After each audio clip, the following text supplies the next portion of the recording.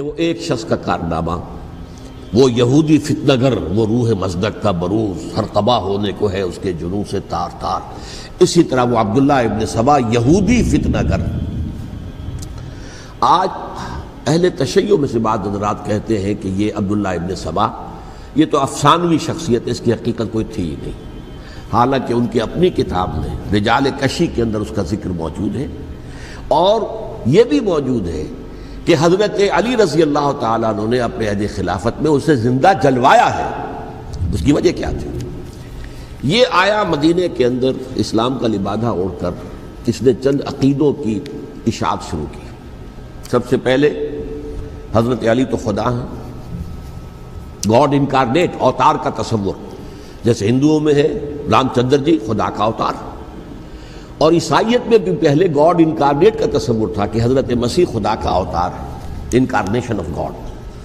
تو اس نے کہا کہ حضرت علی تو خدا کا اوتار ہے، خدا ہے۔ نمبر دو، اس نے کہا کہ ہر نبی کا ایک وصی ہوتا ہے جس کے حق میں وہ وصیت کرتا ہے، تو حضور صلی اللہ علیہ وسلم کے وصی حضرت علی ہیں، لہذا خلیفہ تو اول روز سے حضرت علی ہیں، حضرت ابو بکر، حضرت عمر، حضرت عثمان یہ تو غاصب ہیں، اور حضرت عثمان کی خلافت تھی اس وقت تو خاص طور پر۔ پھر اس نے جو قبائلی عصبیت تھی اسے بھڑکایا۔ پرانی جو عصبیت چل رہی تھی قریش کے اندر، وہ دو گھرانے ایک دوسرے کے مد مقابل تھے۔ دیکھیے، ایک ہوتا ہے قبیلہ، ایک ہوتا ہے گھرانہ۔ ہمارے پنجاب میں ایک قبیلہ ہے وٹو قبیلہ، اس کے گھرانے بہت سے، مانے کے، لالے کے، سجے کے، شامت کے، یعنی کوئی لالا تھا ان میں سے بڑا، ان کے بیٹے ہو گئے لالے کے، ان کی اولاد، خاندان یہ کہلاتے ہیں۔ قبیلہ ایک، یہ وٹو قبیلہ۔ تو قبیلہ تھا قریش، اس میں گھرانے بہت تھے، بنو ہاشم، بنو امیہ، بنو تیم، بنو عدی، یہ بہت سے گھرانے تھے۔ تو چوٹی کے دو گھرانے جو تھے وہ بنو ہاشم اور بنو امیہ، ان کے درمیان چپقلش تھی، مقابلہ، مسابقت، اور یہ مسابقت فی الخیر بھی ہوتی تھی۔ اگر انہوں نے غریبوں کو کھانے کھلائے ہیں تو ہم ان سے بڑھ کر کھلائیں گے، اگر وہ حاجیوں کی خدمت کرتے ہیں تو ہم ان سے بڑھ کر کریں گے۔ تو ان کے اندر یہ مسابقت الخیر بھی تھی، لیکن چپقلش تھی کہ کوئی ہم سے آگے نہ نکل جائے، وہ سمجھتا تھا وہ آگے نہ نکل جائے۔ اس شخص نے اس پرانی عصبیت کو تازہ کیا کہ حضور تو بنو ہاشم میں سے تھے، لہذا خلافت حق ہے بنو ہاشم کا، یہ غاصب ہے۔ اس سے پہلے دو خلفاء جو تھے وہ نہ بنو ہاشم سے تھے نہ بنو امیہ سے تھے۔ حضرت ابو بکر بنو تیم میں سے تھے، چھوٹا قبیلہ تھا۔ حضرت عمر بنی عدی میں سے تھے، وہ بھی چھوٹا قبیلہ تھا۔ یہ حضرت عثمان پہلے خلیفہ جو بنو امیہ میں سے تھے، جن کی پرانی چپقلش بنو ہاشم سے تھی۔ اب اس کو موقع مل گیا کہ پرانی قبائلی عصبیت کو بھڑکائے۔ یہ ہے اصل میں اس فتنے کا پس منظر عبداللہ ابن سبا نے جو آ کر پھیلایا ہے، اور اس کی تفصیل میں اس وقت میں نہیں جا سکتا، کیسے یہ فتنہ پروان چڑھا، کیا انہوں نے اسٹریٹجی اختیار کی، کہ یہ کیا کرتے تھے، گروہ بنا کر بھیجتے تھے لوگوں کو، کوفے میں جاؤ تو وہاں پر دمشق کے گورنر کے خلاف اور مصر کے گورنر کے خلاف الزامات لگاؤ، اس نے یہ کیا، وہ غبن کر گیا، وہ یہ کر گیا، وہ خیانت کر رہا ہے، وہ رشتہ داروں کو پال رہا ہے، اور عثمان کے خلاف بھی تقریریں کرو رضی اللہ تعالیٰ عنہ۔ دمشق میں جاؤ تو کوفے کے گورنر کے خلاف، کیونکہ دمشق کے گورنر کے خلاف بات کرو گے تو لوگوں کو معلوم ہوگا کہ یہ جھوٹ بول رہے ہیں، لیکن یہ کہ وہاں تو تم بات کرو کوفے کے گورنر کے خلاف اور مصر کے گورنر کے خلاف اور حضرت عثمان کے خلاف۔ مصر میں جاؤ تو بات کرو کوفے کے اور شام کے گورنر کے خلاف اور حضرت عثمان کے خلاف۔ یہ انہوں نے ایسا اٹھایا، اور اس زمانے میں آپ کو معلوم ہے ذرائع رسل و رسائل تھے نہیں، نہ اس فتنے کی پتہ چل سکا جب تک کہ وہ فتنہ جو ہے پوری طرح برگ و بار لا کر تراور درخت نہیں بن گیا۔ اس کے نتیجے میں حضرت عثمان رضی اللہ تعالیٰ عنہ شہید ہوئے، اور خلیفہ پھر حضرت علی رضی اللہ تعالیٰ عنہ کو انہی سوائیوں نے، جنہوں نے گھیراؤ کیا تھا، جنہوں نے حضرت عثمان کو شہید کیا ہے، یہی حضرت علی رضی اللہ تعالیٰ عنہ کے ارد گرد ہو گئے۔ اور حضرت علی رضی اللہ تعالیٰ عنہ بھی نہیں چاہتے تھے خلافت کی بیعت لینا، لیکن آخر کیا کرتے؟ کیا وہ امت کو بغیر خلیفہ کے چھوڑ دیتے؟ حضرت زبیر سے کہا گیا، انہوں نے نہیں مانا، رد کر دی بات۔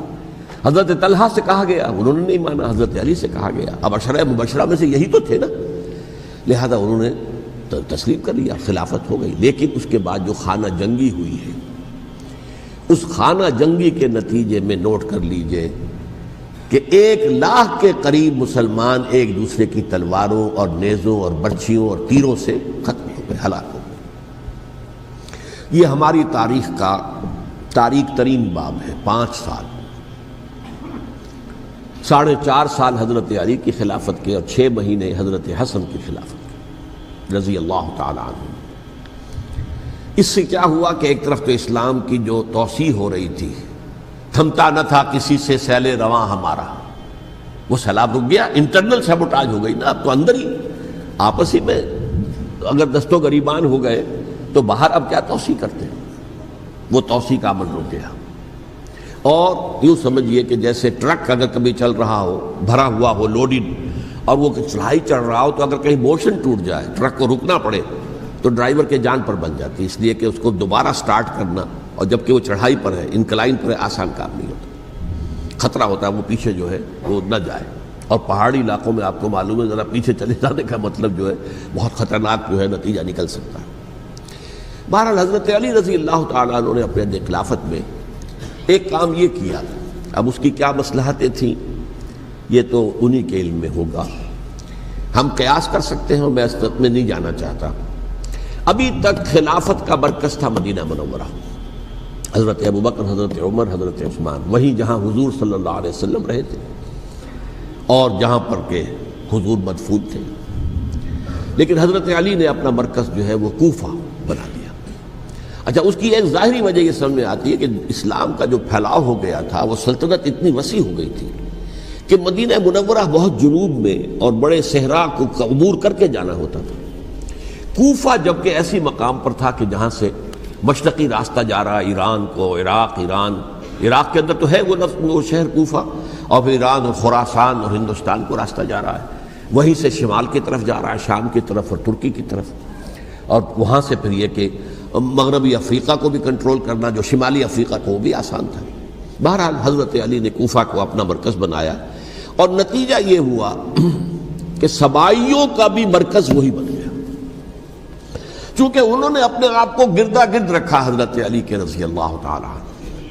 اب ظاہر بات ہے کسی پرٹیکولر پرسن کے خلاف تو کوئی مقدمہ موجود تھا نہیں، بلکہ جب جنگ جمل ہو رہی تھی، ابھی جنگ نہیں ہوئی تھی، حضرت عائشہ، حضرت طلحہ، حضرت زبیر وہ لے کر آئے تھے ایک لشکر اس مطالبے کے لیے کہ حضرت عثمان کے قاتلوں کو سزا دی جائے، قصاص لیا جائے۔ حضرت علی رضی اللہ تعالیٰ عنہ سے گفت و شنید ہو رہی تھی، حضرت علی جو ہے اس پر آمادہ ہو گئے کہ ٹھیک ہے، میں جو بھی قاتلین عثمان ہیں ان کو گرفتار کر کے سزا دوں گا۔ عین اسی وقت کوفے کی مسجد کے اندر جو ہے 10,000 کا مجمع کھڑا ہو گیا، ہم سب قاتل عثمان ہیں، لو ہم سے بدلہ کہاں سے لوگے؟ اور انہوں نے کیا کیا، جاتے ہی جنگ چھیڑ دی، اور جب چھڑ جائے تو یا مرو یا مارو، اس کے سلاوہ تو کوئی چارہ کار ہوتا ہی نہیں۔ ایک رات میں 10,000 مسلمان شہید ہوئے، جن میں 2 عشرہ مبشرہ میں سے حضرت زبیر اور حضرت طلحہ رضی اللہ تعالیٰ عنہ۔ تو یہ صورت تھی، سبائیوں نے گھیراؤ کیا حضرت علی کا رضی اللہ تعالیٰ۔ حضرت معاویہ دعوے دار نہیں تھے خلافت کے، قطعاً نہیں، ان کا صرف ایک دعویٰ تھا، اور وہ یہ تھا کہ عثمان کے قاتلوں کو گرفتار کرو، یا خود سزا دو یا ہمارے حوالے کرو، ہم اس سے قصاص لیں گے۔ اس لیے کہ قبیلہ بنو امیہ کا تھا، اور حضرت امیر معاویہ بنو امیہ میں سے، تو ایک خاندانی طور پر جو ہے ہم قصاص لیں گے ان سے جنہوں نے قتل کیا ہے حضرت عثمان کو۔ لیکن یہاں ظاہر بات ہے کہ حضرت علی رضی اللہ تعالیٰ عنہ کی طرف سے مطالبہ یہ ہوتا تھا تم پہلے میری بیعت کرو، میرے ہاتھ مضبوط کرو تاکہ میں ان کے خلاف کوئی اقدام کر سکوں۔ لیکن انہیں یہ اندازہ تھا کہ اگر میں نے بیعت کی تو ظاہر بات ہے کہ حضرت علی تک پہنچنے سے پہلے مجھے گردن اڑا دیں گے یہ لوگ، اس لیے کہ سبائی جو ہے وہ آپ کو گھیرے ہوئے۔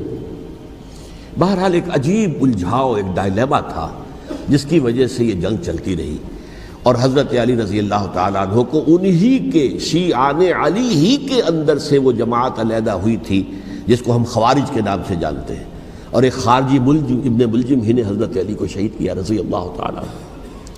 پھر حضرت حسن رضی اللہ تعالیٰ عنہ، اب دیکھیے کس قدر صحیح بات تھی جو حضرت علی رضی اللہ تعالیٰ عنہ نے فرمائی جب ان سے کہا گیا کہ کیا ہم آپ کے بیٹے حسن کے ہاتھ پر بیعت کر لیں رضی اللہ تعالیٰ عنہ۔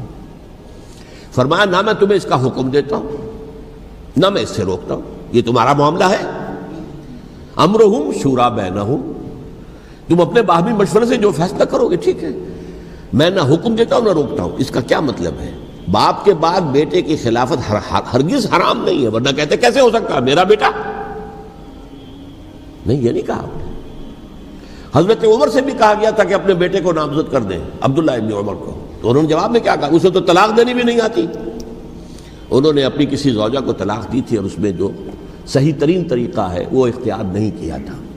اسے طلاق دینے تک نہیں آتی تو میں اسے خلیفہ بنا دوں. یہ نہیں کہا تھا کہ باپ کے بعد بیٹا خلیفہ نہیں ہو سکتا، یہ تو نہیں تھا. کہیں حرام نہیں ہے، نہ کتاب و سنت میں، نہ کوئی حدیث ہے، نہ کہیں قرآن مجید میں. تو حضرت علی نے بھی فرمایا رضی اللہ تعالیٰ، نہ میں روکتا ہوں نہ حکم دیتا ہوں، یہ تمہارا اپنا معاملہ ہے. بہرحال حضرت حسن رضی اللہ تعالیٰ عنہ نے حضرت امیر معاویہ سے صلح کر لی، خلافت ان کے سپرد کر دی. دیکھیے، میں حضرت ابوبکر، حضرت عمر، حضرت عثمان، حضرت علی کے ساتھ حضرت حسن کے دور خلافت کو بھی خلافت راشدہ میں سے سمجھتا ہوں.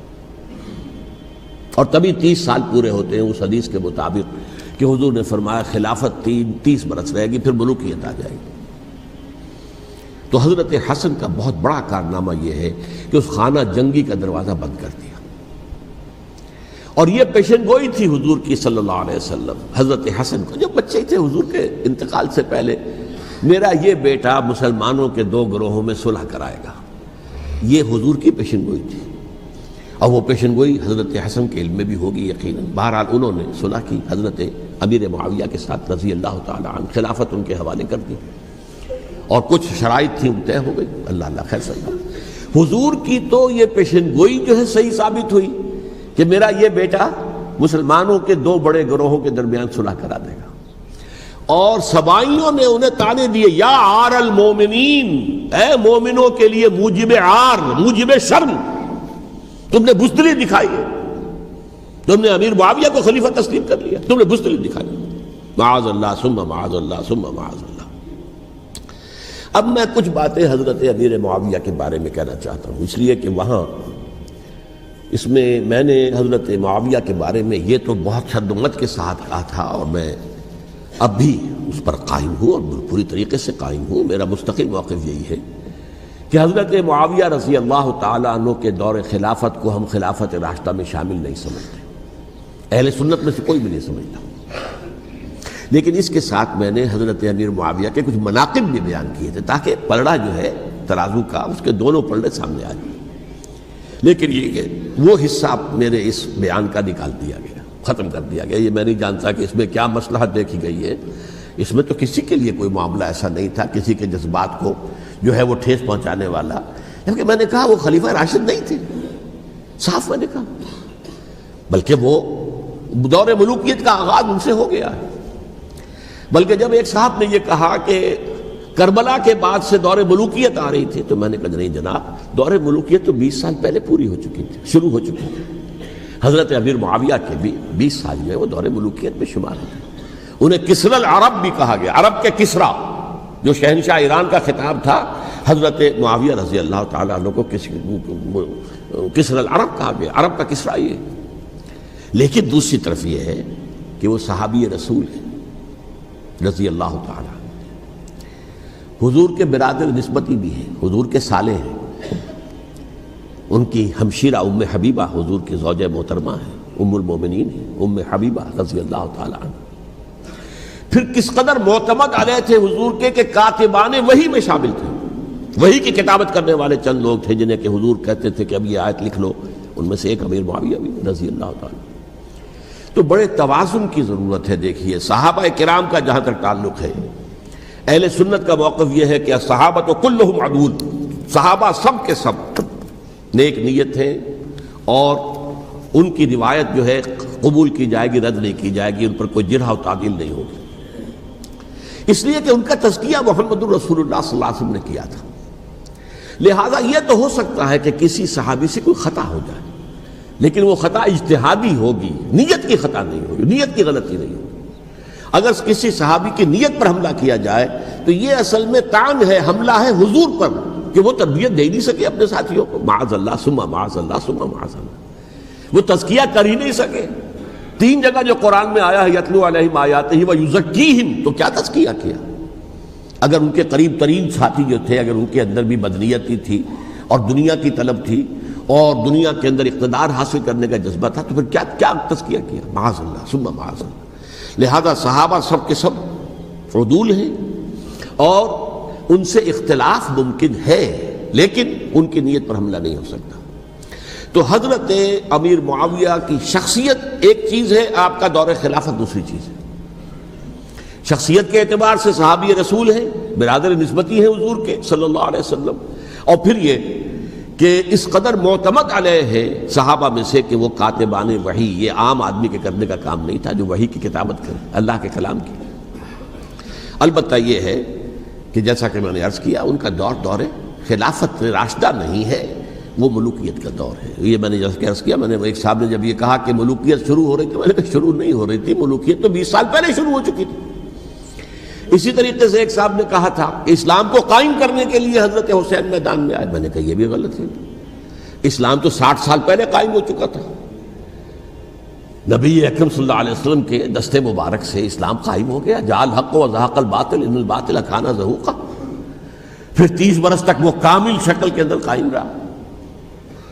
تو اسلام جو ہے در حقیقت اب قائم کرنے والی بات نہیں تھی، البتہ اس کے اندر زوال شروع ہو گیا تھا، اس زوال کے عمل کو روکنے کے لیے حضرت حسین میدان میں آئے۔ یہ ایک چیز کو صحیح تاریخی پرسپیکٹو میں رکھنا، تو جس طرح سے دین کو قائم کرنے کے لیے نہیں، قائم تو کیا محمد رسول اللہ صلی اللہ علیہ وسلم والذین معہ رضی اللہ تعالی عنہ، انہوں نے کیا تھا۔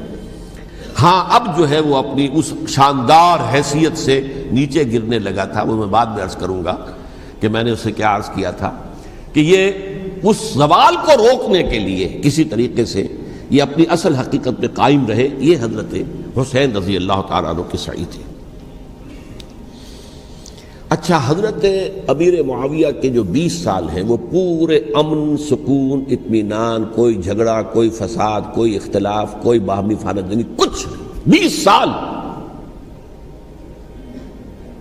یہ بھی تاریخ کی بڑی چشم کشا حقیقت ہے جو عام طور پر لوگوں کے علم میں نہیں ہے۔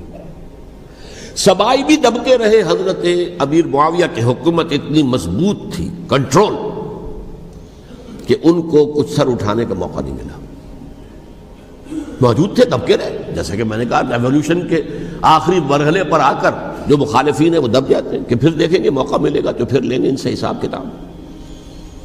20 سال رہے ہیں پورے امن کے، 10 سال کے بعد یعنی درمیان میں ہے حضرت امیر معاویہ کا عہد خلافت۔ ایک صحابی جو کہ بزرگ صحابہ میں سے ہیں، مغیرہ ابن شعبہ رضی اللہ تعالی عنہ، وہ آتے ہیں اور وہ کہتے ہیں کہ دیکھیے امیر المومنین، کتنی بڑی خانہ جنگی رہی تھی مسلمانوں کی آپس میں، اور اب بھی اگر آپ کسی کو نامزد کیے بغیر چھوڑ گئے امت کو تو پھر خانہ جنگی ہو جائے۔ 1 لاکھ اس وقت جو ہے وہ ہلاک ہوئے تھے، نہ معلوم اب کتنے ہلاک۔ لہٰذا آپ اپنی زندگی ہی میں نامزد کر دیجئے کسی کو خلیفہ، ولی عہد بنا دیجئے۔ حضرت امیر معاویہ نے ابتداءً جو ہے انکار کیا نہیں، لیکن ان کے دلائل ایسے تھے وزنی، اور میں سمجھتا ہوں کہ وہ بات صحیح تھی جو مغیرہ ابن شعبہ نے کہی، اس لیے کہ اب صحابہ کرام میں سے جو کبار صحابہ تھے وہ تو سب دنیا سے رخصت ہو چکے تھے۔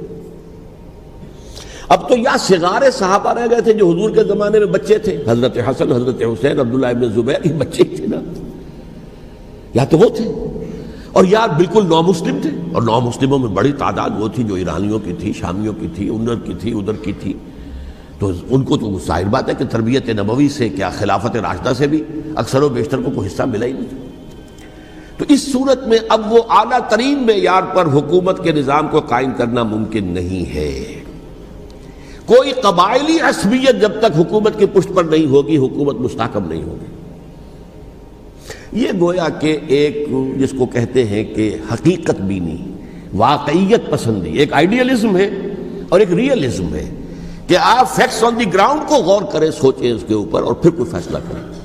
اس اعتبار سے پھر حضرت امیر معاویہ نے بات مان لی اور بیعت لے لی لوگوں سے حضرت یزید کے لیے کہ یہ خلیفہ ہوں گے میرے بعد، اس کو ولی عہدی کہتے ہیں۔ اچھا، اس وقت 5 افراد ایسے تھے کہ جنہوں نے اس سے اختلاف کیا، یہ بات بہت اہم ہے۔ میرا کتابچہ ہے سانحہ کربلا، اس کے کچھ نسخے آج یہاں ہوں گے، آپ لوگ پڑھیے اسے غور سے اور پھیلائیے تاکہ حقیقت سامنے آئے۔ 5 افراد کون تھے جو ہونے چاہیے؟ ابو بکر فوت ہو گئے، ان کے بیٹے عبد الرحمن ابن ابی بکر. عمر فوت ہو گئے، ان کے بیٹے عبداللہ ابن عمر. عباس فوت ہو گئے، ان کے بیٹے عبداللہ ابن عباس. زبیر فوت ہو گئے، ان کے بیٹے عبداللہ ابن زبیر. اور حضرت حسن جو ہے ان کا انتقال ہو چکا تھا، حضرت علی کے بیٹے حضرت حسین رضی اللہ تعالی عنہم اجمعین. حضرت حسن کے بارے میں ایک فریق کا کہنا یہ ہے کہ انہیں زہر دے کر ہلاک کیا گیا. اہل تشیع کا قول یہ ہے، جبکہ اہل سنت کہتے ہیں کہ نہیں، وہ اپنی جو بھی طبی موت تھی اس سے ان کی وفات. لیکن میں اس میں نہیں جانا چاہتا، اس لیے کہ یہ مائکرو ہسٹری جو ہے نا، وہ تو ایک ایک واقعے کے لیے ادھر کی روایات کیا، ادھر کی کیا ہیں، ان کے پاس کیا دلائل، ان کے پاس یہ تو کسی ریسرچ اسکالر کا موضوع ہے، میرا موضوع نہیں ہے. لیکن بہرحال یہ 5 حضرات تھے جنہوں نے ولی عہدی کی بیعت نہیں کی. لیکن حضرت معاویہ اتنے حلیم الطبع انسان تھے، انہوں نے جبر نہیں کیا، کوئی تشدد نہیں کیا. ٹھیک ہے، ولی عہدی کی بیعت نہیں کر رہے، کوئی بات نہیں، میری بیعت تو کی ہوئی ہے نا، ابھی تو میں زندہ ہوں، بات ختم ہو گئی. میری بیعت کو تو نہیں توڑا انہوں نے، فسخ بیعت نہیں کی. اس اعتبار سے انہوں نے نہ کوئی تشدد کیا، نہ جبر کیا، نہ کوئی مواخذہ کیا. لیکن جب امیر معاویہ کا انتقال ہو گیا، اب ولی عہدی کی بجائے وہ اب خلافت کی بیعت ہوئی. سب لوگوں نے بیعت کر لی. ان 5 میں سے ایک فوت ہو چکے تھے. حضرت عبد الرحمن ابن ابی بکر فوت ہو چکے رضی اللہ تعالی. 4 تھے، ان 4 میں ایک اختلاف ہوا. 2 کی رائے یہ تھی، عبداللہ ابن عمر، عبداللہ ابن عباس، کہ اگرچہ یہ کام غلط ہوا ہے، اسلام کی روح کے منافی ہوا ہے، یہ بادشاہت کی بنیاد پڑ رہی ہے، لیکن یہ بات ایسی نہیں ہے کہ اس کی بنا پر ہم خانہ جنگی شروع کروا دیں، امت کے اندر خون خرابہ کروائیں، فساد کروائیں. لہذا انہوں نے بیعت کر لی. اب کوئی اگر یہ کہے معاذ اللہ کہ وہ بک گئے تھے یزید کے ہاتھ میں، معاذ اللہ ثم معاذ اللہ، وہی بات آپ اختلاف کر سکتے ہیں کہ انہیں نہیں کرنی چاہیے تھی، یہ کوئی رائے رکھے، مجھے اختلاف نہیں. لیکن ان کی نیت پر حملہ کریں گے تو حملہ محمد رسول اللہ پر ہوگا صلی اللہ علیہ وسلم. عبداللہ ابن عمر کون ہیں؟ کتنی حدیثیں ان سے جو ہے وہ منقول ہیں. عبداللہ ابن عباس کون ہیں؟ جنہیں حضور نے جو ہے جن کے لیے دعا کی تھی، اے اللہ فقہہ فی الدین وعلمہ التاویل، اے اللہ اس نوجوان کو دین کا فہم عطا کر اور قرآن کی تعویل اور تفسیر کا علم عطا کر. حبر الامہ کہلاتے ہیں. وہ کہیں پیسوں اور ٹکوں کے عوض بک جانے والے نہیں تھے. انہوں نے امت کی مصلحت دیکھی، نیت جو ہے اس پر حملہ نہ کیجیے. البتہ اختلاف کا حق آپ کو حاصل ہے. 2 حضرات جو ہے ڈٹے رہے کہ نہیں، ہمیں کم وقت میں ریزسٹ کرنا ہے. عبداللہ ابن زبیر عمر کے اعتبار سے وہ بڑے ہیں. مسلمانوں میں سب سے پہلے ولادت مدینے میں جا کر جو ہوئی ہے وہ عبداللہ ابن زبیر کی ہوئی ہے. ہجرت کر کے جب مہاجرین وہاں پہنچے، کچھ عرصے تک کسی کے ہاں کوئی اولاد نہیں ہوئی، تو لوگوں نے تانے دینے شروع کر دیے کہ معلوم ہوتا ہے کہ یہاں آ کر یہ مکے کے رہنے والے جو ہیں کمزور ہو گئے ہیں، ان کے ہاں اولاد ہی نہیں ہو رہی. پھر عبداللہ ابن زبیر کی ولادت ہوئی ہے. یہ حضرت ابو بکر کے نواسے ہیں. حضور کی زوجہ محترمہ حضرت عائشہ کی بہن حضرت دیکھیے ابھی نام نکل گیا ہے جی، حضرت اسماء رضی اللہ تعالی عنہا عنہما، یہ ان کے صاحبزادے ہیں، حضرت زبیر کے بیٹے. ان کا فیصلہ ہوا کہ ہمیں ریزسٹ کرنا ہے کم وقت میں، ایٹ اینی کاسٹ. حضرت حسین ابن علی رضی اللہ تعالی عنہما کا بھی فیصلہ ہوا کہ ہمیں ریزسٹ کرنا ہے کم وقت میں. البتہ ان میں بھی ایک اختلاف ہو گیا، یعنی یہ 2 تو جڑے رہے، ان 2 میں اختلاف ہو گیا. عبداللہ ابن زبیر کا کہنا یہ تھا کہ ہمیں حجاز میں رہنا چاہیے، یہ سرزمین ہے جس میں نبوت کی برکات سب سے زیادہ ہیں، یہاں ہم مضبوط قلعے کے اندر ہیں، ہمیں یہاں سے جو ہے ریزسٹ کرنا چاہیے اور ختم کرنا چاہیے اس نظام کے اندر جو خرابی آ گئی ہے اس کو. حضرت حسین رضی اللہ تعالیٰ عنہ کے پاس خطوط کا تانتا بنا ہوا تھا، کوفے سے لوگ خط لکھ رہے تھے، آئیے آئیے آئیے، ہم آپ کے ہاتھ پر بیعت کریں گے، ہم آپ کے ہاتھ پر بیعت کریں گے، ہم آپ کے ہاتھ پر بیعت کریں گے. یہی وہ کوفہ جو حضرت علی کا دارالخلافہ رہا تھا اور جو پھر صبائیت کا گڑھ بن گیا تھا. چنانچہ حضرت حسین نے حضرت مسلم بن عقیل کو بھیجا وہاں پر کہ میرے نمائندے کی حیثیت سے جا کر وہاں پر بیعت لو. 10-12 ہزار افراد نے بیعت کر لی. لیکن اس کے بعد یزید کی طرف سے گورنر بنا کے بھیجا گیا ابن زیاد کو. ابن زیاد نے آ کر جو تشدد کیا اور سختی کی تو سب کے سب بیعت توڑ کر اور سب منحرف ہو گئے. مخلصین تو وہ تھے نہیں. الکوفی لایوفی، کوفی جو ہے وہ تو کوئی وعدہ وفا کرنے والا ہوتا ہی نہیں، بیعت توڑ دی. فمن نقص فانما ينقص على نفسه، بیعت کے بعد بیعت توڑ دینا بہت بڑا گناہ ہے، توڑ دی. ادھر اطلاع مل گئی حضرت حسین کو، چل چکے تھے، وہ راستے میں تھے کہ وہاں تو مسلم بن عقیل شہید ہو گئے اور سب لوگوں نے بیعت توڑ دی. اب واپس جانا چاہتے تھے لیکن مسلم بن عقیل کے بیٹے جو ہے اڑ گئے.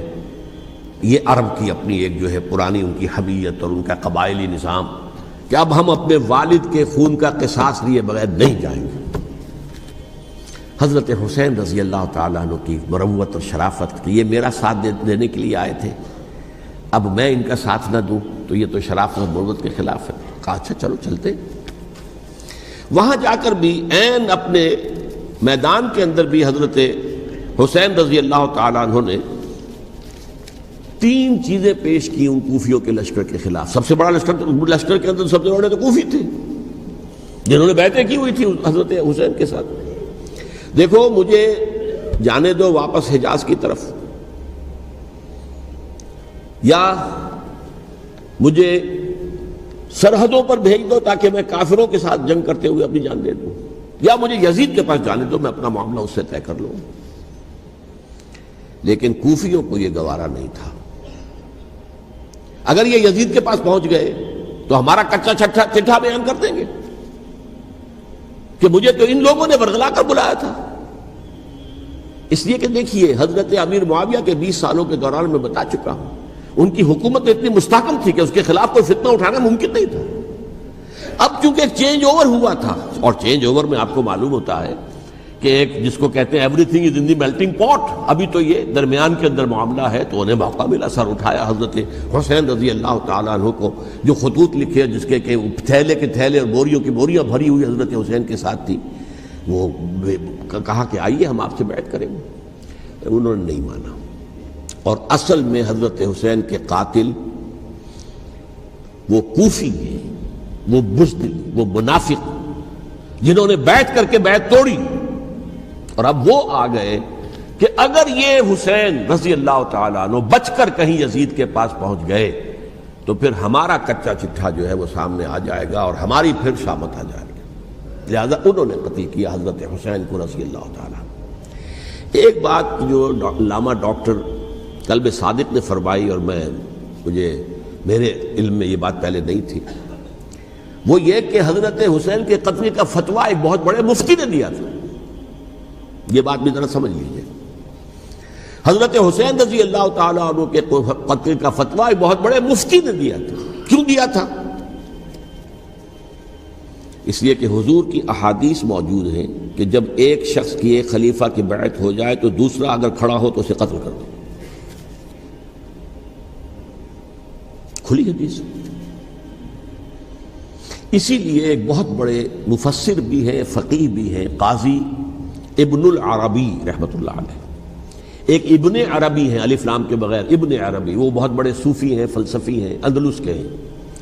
یہ قاضی ابن العربی ہیں جنہوں نے قرآن کی ایک تفسیر لکھی ہے اس اعتبار سے کہ صرف ان آیات کی تفسیر جن سے کہ فقہی احکام جو ہیں ان کا استنباط ہوتا ہے. یہ 2 تفسیریں اس طور سے لکھی گئی ہیں قرآن مجید کی. احکام القرآن ان کا نام ہے دونوں کا. جن میں سے ایک جو ہے قاضی ابن العربی کی ہے. ان کا ایک جملہ نقل ہوتا ہے، قتل الحسین بسیف جدہ، حسین قتل ہو گئے اپنے ہی نانا کی تلوار سے. وہ تلوار کیا تھی؟ جب کسی کی بیعت ہو چکی ہو پھر کوئی کھڑا ہو مدعی خلافت، قتل کر دو. میرے نزدیک حضرت حسین مدعی خلافت نہیں تھے. یہ بات اس وقت سامنے لوگوں کے نہیں آئی، بلکہ حکومت نے یہ باور کرا دیا کہ یہ تو باغی ہے، یہ مدعی ہے خلافت کے. انہوں نے تو دعویٰ نہیں کیا خلافت کا، وہ تو صرف اس عمل کو روکنے کے لیے میدان میں آئے تھے.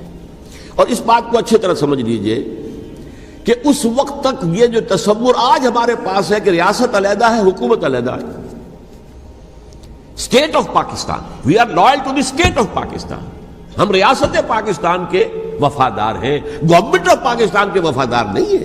وی are not loyal to the government. Government تو کبھی بے نظیر کی تھی، ہم اس کے خلاف تحریک چلا رہے تھے، یا کبھی کسی اور کی تھی اس کے خلاف تحریک چل رہی ہے، یا کبھی ضیاء الحق کی تھی اس کے خلاف تحریک چل رہی ہے۔ گورنمنٹ کو بدلنا تو عوام کا حق ہے، آج اس وقت نہیں تھا، اس وقت ریاست اور حکومت کا کوئی فرق نہیں تھا، لہذا جو حکومت سے اختلاف کرے گویا کہ باغی ہے۔ یہ ہے اصل میں وہ پیچیدہ مسئلہ کہ کیوں کسی مفتی نے فتویٰ دے دیا، اس لیے کہ اس وقت تک ریاست اور حکومت کا فرق واضح نہیں تھا دنیا پر۔ یہ تو ابھی کوئی 100-150 سال کی بات ہے کہ آج ہمارا جو پولیٹیکل سائنس کا ایولیوشن ہوا ہے وہ اس اسٹیج تک پہنچ گیا ہے کہ اسٹیٹ علیحدہ ہے، حکومت علیحدہ ہے۔ حکومت تو اسٹیٹ کے 3 آرگنز میں سے ایک آرگن ہے، ایڈمنسٹریشن حکومت کی ہے، جوڈیشری ہے اور لیجسلیچر ہے، 3 آرگنز ہیں بڑے بڑے، ان میں سے ایک ہے۔ تو حکومت کو بدلنا تو عوام کا حق ہے، چاہے وہ ووٹ کے ذریعے بدلے، چاہے ایجیٹیشن، اگر پرامن ایجیٹیشن ہے اس سے حکومت کو بدلنے کا حق حاصل ہے دستوری طور پر ہر اعتبار سے۔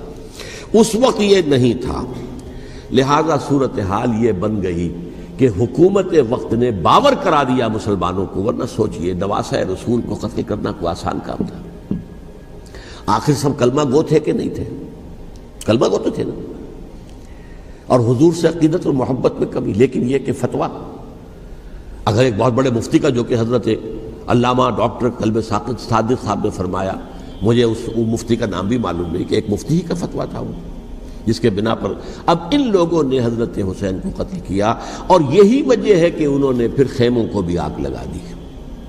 وائی حالانکہ دیکھیے اگر دشمنی کا انتقام ہوتا تو حضرت علی بن حسین جو بیمار تھے، جو بعد میں زین العابدین رحمت اللہ علیہ کے نام سے پھر یہ اہل تشیع کے چوتھے امام معصوم ہیں، حضرت علی، حضرت حسن، حضرت حسین، اور پھر حضرت علی بن حسین زین العابدین رحمت اللہ علیہ، کیا ان کو بھی قتل کر دیتے؟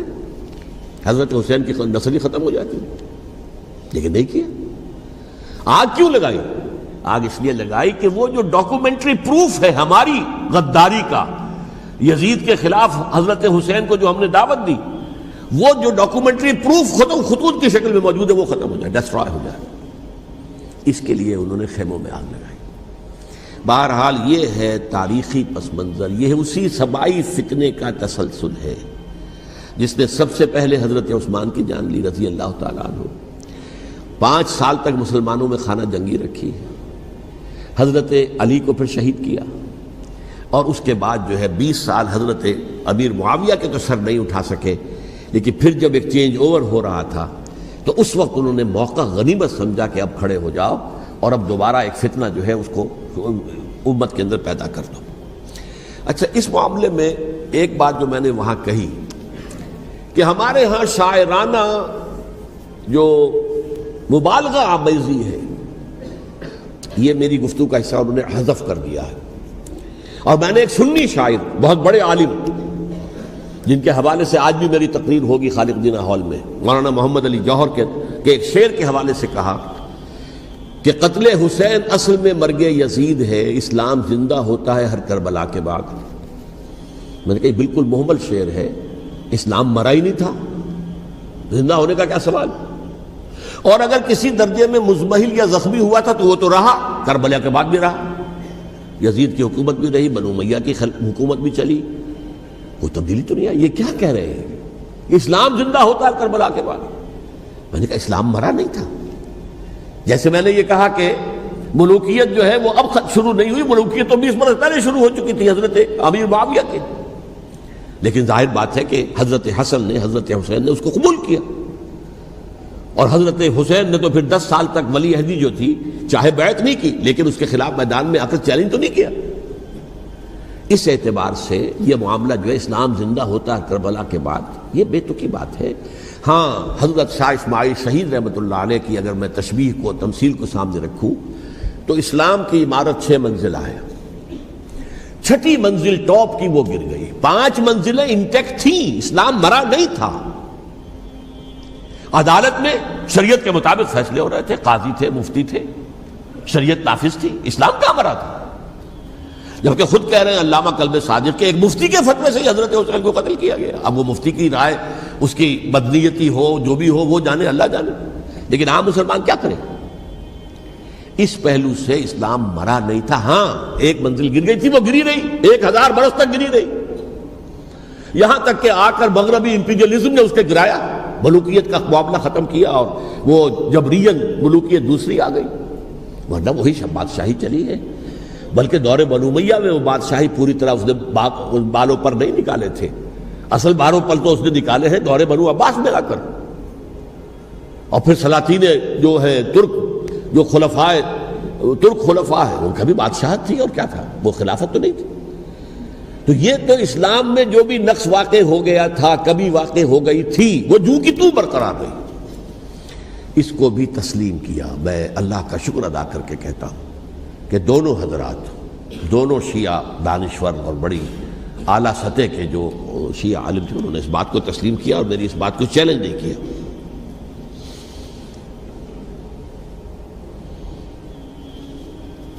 اصل میں تیسری بات میں نے یہ کہی کہ دیکھیے حضرت حسین رضی اللہ تعالی عنہ کی اس شہادت کے بعد، اس کے بعد واقعہ حرہ بھی ہوا، جو واقع کربلا سے بھی بعض اعتبارات سے زیادہ بھیانک اور زیادہ گھناؤنا واقعہ بنو امیہ کی تاریخ ہے، جس کو لوگ جانتے ہی نہیں.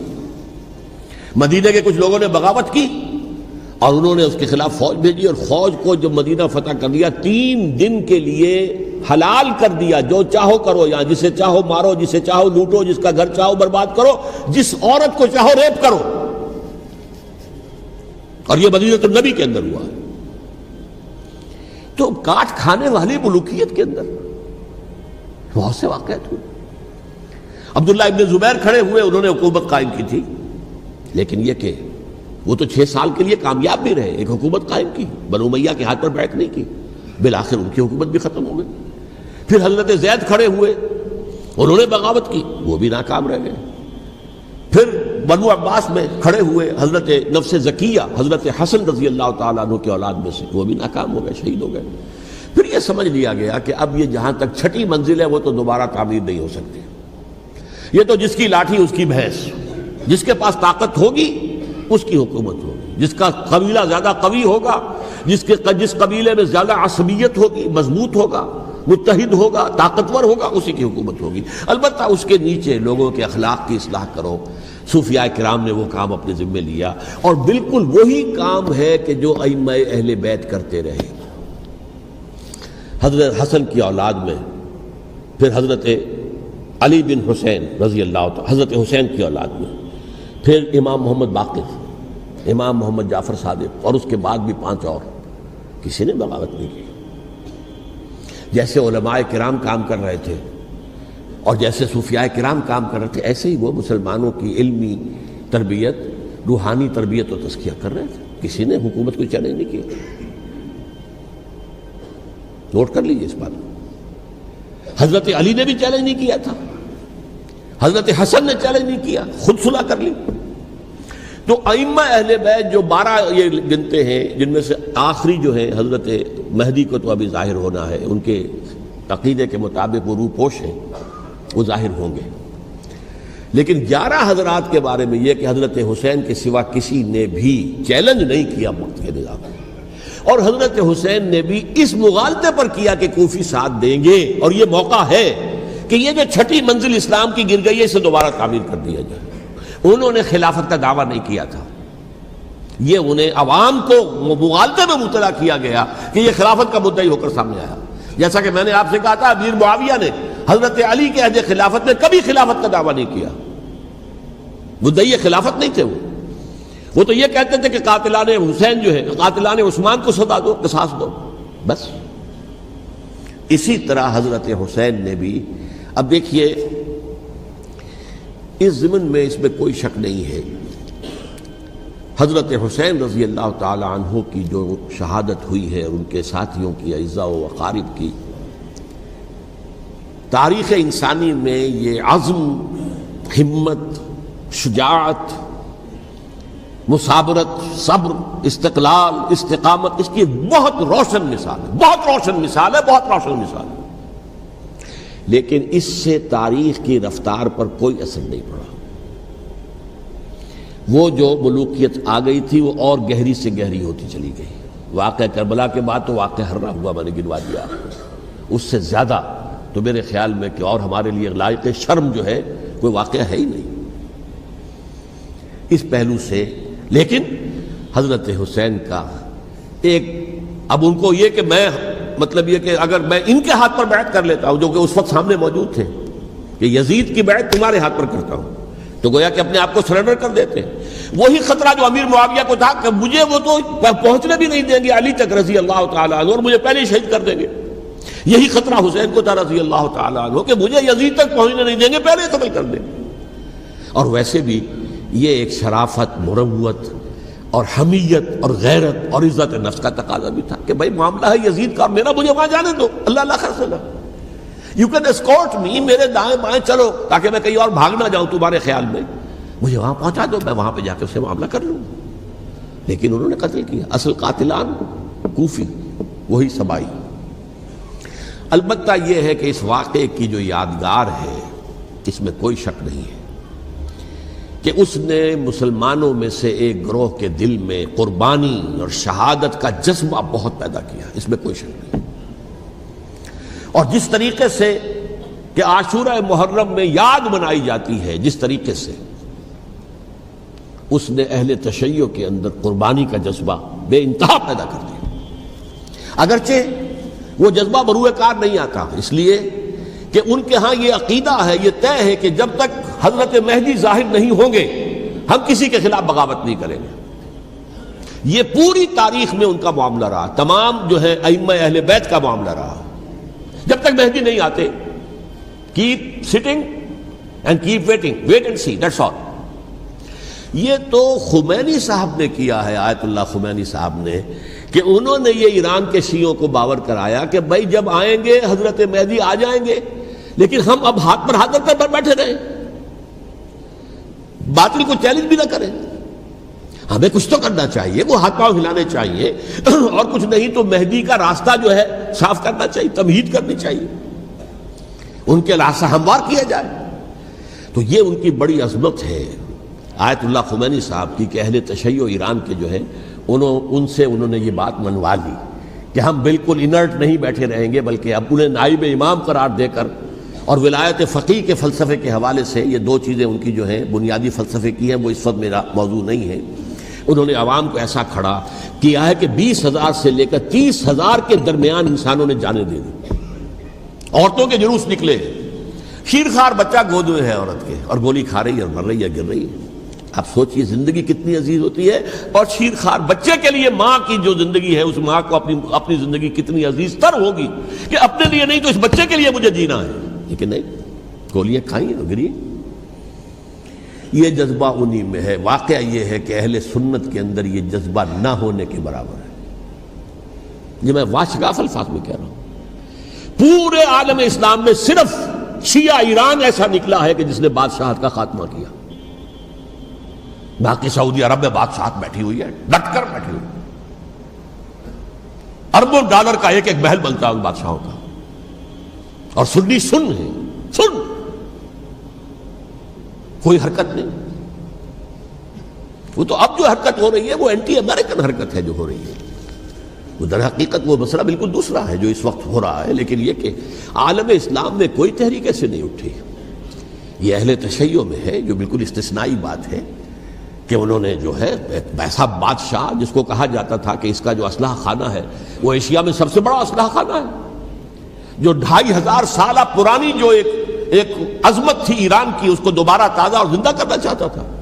2500 سالہ برسی اس نے منائی تھی، اس کے لیے ایک شہر آباد کیا تھا کہ خسرو یا سائرس یا ذوالقرنین قرآن مجید کی اصطلاح میں اس کی یادگار بنائی تھی، اور وہ سوچ رہا تھا کہ وہی عظمت دوبارہ ایران کی ہوگی جو کہ خسرو کے زمانے میں تھی، جس کا قرآن مجید میں سورہ کہف کے اندر ذکر ہے، مشرقی فتوحات، مغربی فتوحات، شمالی فتوحات۔ تو وہ بادشاہ ہے، اس کو بھاگنا پڑا وہاں قربانی کی وجہ سے۔ تو یہ جو ہے واقعہ کربلا نے، اس میں کوئی شک نہیں ہے کہ ایک ایسی مشعل روشن کی ہے جس کو کہ ہر شخص کو دیکھنا چاہیے۔ یہ بھی انسان، جیسے کہ اقبال نے ایک شعر کہا تھا غالب کے لیے، فکر انسان پر تیری ہستی سے یہ روشن ہوا ہے، پرے مرغ تخیل کی رسائی تاک ہو جا، تو فکر انسان پر حضرت حسین کی قربانی سے یہ واضح ہوا ہے کہ انسان کس حد تک جا سکتا ہے قربانی دینے کے لیے اپنے کسی مقصد کے لیے۔ مقصد ان کا جو تھا، میں نے اسی لیے آیت پڑھی تھی، معاذ اللہ ثم معاذ اللہ۔ میں ایک آخری بات جو کہہ رہا ہوں وہ نوٹ کر لیجئے، ایک خاص انتہائی نقطۂ نظر کے عام کیے جانے کی وجہ سے سنیوں میں بھی ایک انتہائی رد عمل پیدا ہوا ہے، ایکسٹریم رائٹسٹ سنیز۔ اگر ایک طرف سے حملہ کیا گیا ہے حضرت عثمان کی نیت پر، ان کو خیانت کا الزام لگایا گیا، ان پر اقربا پروری کا الزام لگایا گیا، حضرت ابو موسیٰ شریف پر خیانت اور غداری کا الزام لگایا گیا، یہ ساری چیزیں اگر صحابہ کرام کے اوپر ہوئی ہیں، امیر معاویہ پر، امیر اور عمرو بن العاص پر، تو جواب میں کچھ لوگ کھڑے ہو گئے، حضرت علی وہ اقتدار کے طالب تھے، معاذ اللہ ثم معاذ اللہ ثم معاذ اللہ۔ یہ اہل سنت کا موقف نہیں ہے۔ حضرت حسین اقتدار کے طالب تھے، ہرگز نہیں، ہرگز نہیں، ہرگز نہیں۔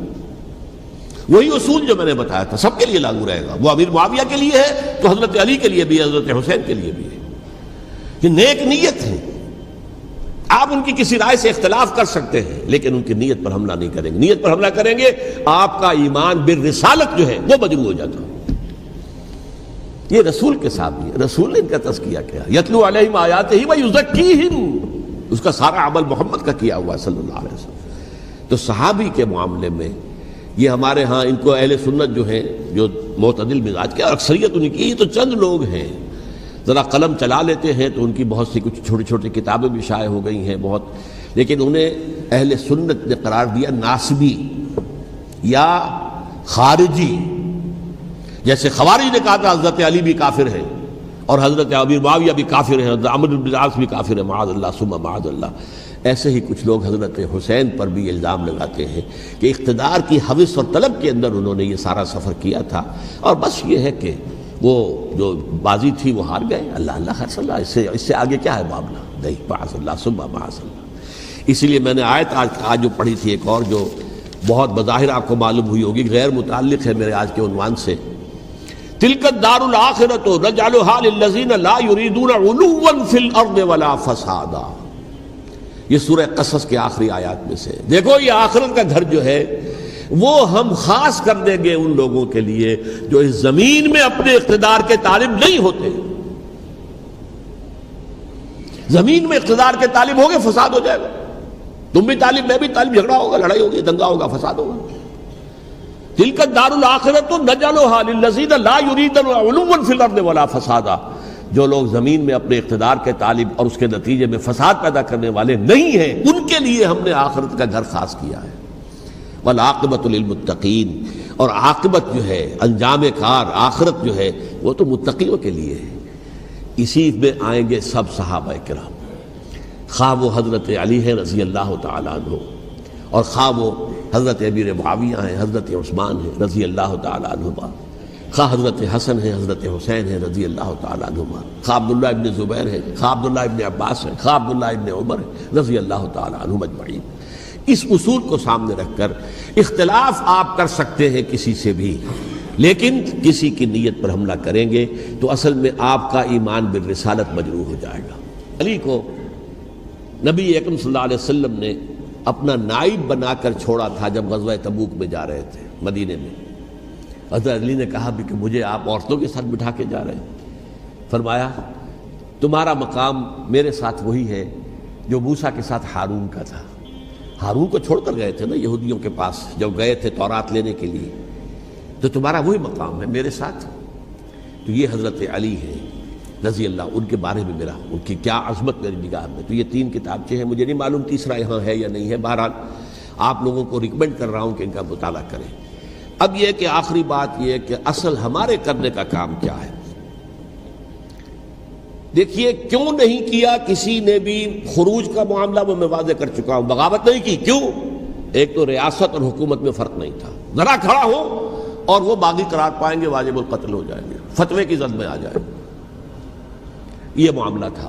اور دوسرے یہ کہ عمارت پوری گری نہیں تھی، ایک منزل گری تھی نا۔ آج ہم کہاں کھڑے ہیں؟ پوری عمارت گری ہوئی ہے، نہ شرعی عدالتیں ہیں، نہ شرعی فیصلے ہیں، نہ احکام الہی نافذ ہیں، نہ حدود اور قصاص کے معاملات، کچھ بھی نہیں۔ ہمارا فرض کیا ہے؟ حضرت حسین کی مدح کرتے رہیے، تعریف کرتے رہیے، صحابہ کرام کی مدح کرتے رہیے، مدح صحابہ، اس کے لیے مجلسیں قائم ہو رہی۔ بھائی کر کیا رہے ہو؟ تھے تو آبا وہ تمہارے ہی، مگر تم کیا ہو؟ ہاتھ پر ہاتھ دھرے منتظر فردا ہو۔ تلک امۃ قد خلت لہا ما کسبت ولکم ما کسبتم۔ وہ تو ایک امت تھی جو چلی گئی، اللہ کے ہاں پہنچ گئے، جو کچھ انہوں نے کمایا وہ ان کے لیے، تمہارے لیے نہیں ہے۔ تمہارے لیے وہ ہوگا جو تم کماؤ گے۔ ہمارے لیے راستہ اب یہی ہے کہ خلافت راشدہ کے مکمل نظام کو اثر نو قائم کرنے کے لیے منہج انقلاب نبوی کو اختیار کریں۔ میری کتاب اس پر، کیسٹس اس پر، آڈیو کیسٹس، ویڈیو کیسٹ، سی ڈیز، نہ معلوم ڈی وی ڈی، سب کچھ موجود ہے۔ سیرت النبی پر تو میں عرض کر چکا ہوں، فلسفہ سیرت النبی سمجھنا ہے تو میری کتاب پڑھیے، ورنہ سیرت النبی آپ پڑھ لیں گے، واقعات معلوم ہو جائیں گے، فلسفہ سیرت سامنے نہیں آئے گا، اس کا آپ مطالعہ کریں گے میری کتاب سے۔ اور دوسرے یہ کہ یہ خلافت قائم کرنے کے لیے جو جد و جہد ہم کر رہے ہیں، تحریک خلافت پاکستان جس کا میں داعی ہوں ادنا سا، وہ تنظیم نہیں ہے، میں اس کا امیر نہیں، وہ ایک تحریک ہے۔ جیسے تحریک پاکستان کہلاتی تھی، جس کی تنظیم تھی مسلم لیگ، پارٹی کا نام مسلم لیگ تھا، لیکن تحریک پاکستان، اس طرح تحریک خلافت پاکستان وہ ہم نے چلائی ہے تنظیم اسلامی کے تحت۔ یہ خلافت جب پہلی چلی تھی آج سے 84 سال قبل، نومبر 1921 میں خالد دینا ہال میں وہ مقدمہ چلا تھا، جس کے نتیجے میں بڑے بڑے جو لیڈر تھے ہمارے، مولانا محمد علی جوہر اور مولانا حسین مدنی اور مولانا ابوالکلام آزاد، ان سب کو 2 سال کی قید کی سزا سنائی گئی تھی، بغاوت، مقدمہ بغاوت، یہ خالد دینا ہال۔ اسی میں سن 91 یا 92 میں نے 3 دن تقریریں کی تھیں، جن میں آج سے پھر میں 3 تقریریں کرنے والا ہوں، ایک آج شام کو، ایک کل شام کو رات 9 بجے، آج بھی کل بھی، ایک پرسوں اتوار کی صبح کو 10 بجے ہے کیا 11 بجے۔ تو ان میں آپ حضرات شرکت فرمائیں، تاکہ اصل جو ہمارے کرنے کا کام ہے، تاریخ کو بھی سمجھنا چاہیے، تاریخ کے عوامل کیا ہیں، کیا پس پردہ عوامل کار فرما تھے، کیا کسی شے کی اصل حقیقت ہے، وہ سمجھنا چاہیے۔ لیکن یہ ہے کہ اس اعتبار سے میں نے جب یہ لفظ استعمال کیا تھا اس مذاکرے میں، لپ سروس، کہ یہ ہم صرف لپ سروس کرتے رہے، مدح کے بیان کرتے رہے، منقبت بیان کرتے رہے، حضور کی نعتیں کہتے رہے، تو اس سے تو بات نہیں بنے گی جب تک کہ وہ فرض منصبی شہادت علی الناس کا جو ہمارے ذمے ہے بحیثیت امت محمد صلی اللہ علیہ وسلم، اس کو ادا نہ کرے۔ مجھے خوشی ہے کہ اس کی بھی تائید دونوں حضرات نے کی، ہاں یہ لپ سروس کا معاملہ ہے۔